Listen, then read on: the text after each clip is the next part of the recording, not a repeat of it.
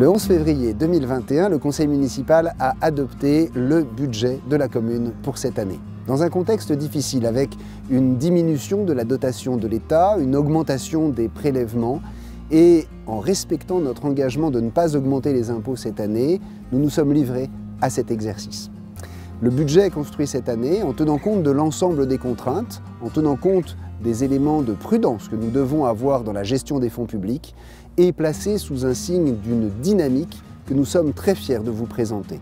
Une dynamique au service de la modernisation de l'action publique, une dynamique au service de la préservation de notre cadre de vie, une dynamique au service de nos jeunes, de nos enfants et des jeunes professionnels. Nous avons voulu que ce budget traduise le plus précisément possible, dans le respect des grands équilibres qui font la solidité de notre démarche financière, ces orientations que nous avions présentées il y a maintenant quelques mois. Ce budget, comme tous les budgets, comporte une partie fonctionnement et une partie investissement. Pour la partie fonctionnement, malgré des recettes en diminution, nous avons maintenu le niveau des dépenses au niveau de l'année dernière en consacrant une partie importante aux familles puisque 50% de la masse salariale va à tout ce qui concerne les familles, soit la petite enfance, les scolaires et la jeunesse.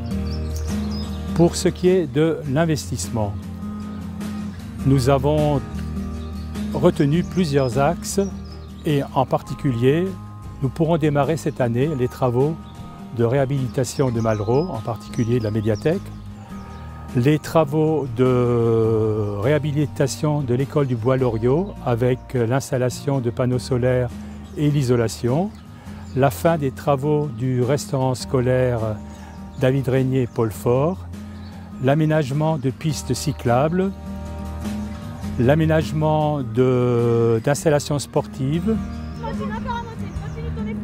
et puis, naturellement, également, un investissement dans la modernisation de la ville par l'entrée dans l'ère du numérique avec des tablettes pour les écoles, la dématérialisation du conseil et puis l'espace citoyen.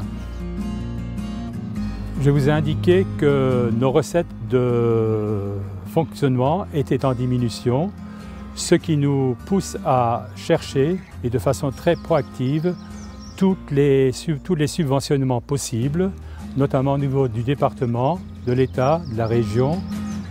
Et nous venons d'être notifiés d'une subvention d'un montant de 2,1 millions par la Direction régionale des affaires culturelles, la DRAC, et de 780 000 € pour la région, ce qui monte à un subventionnement d'environ 4 millions rien que pour Malraux.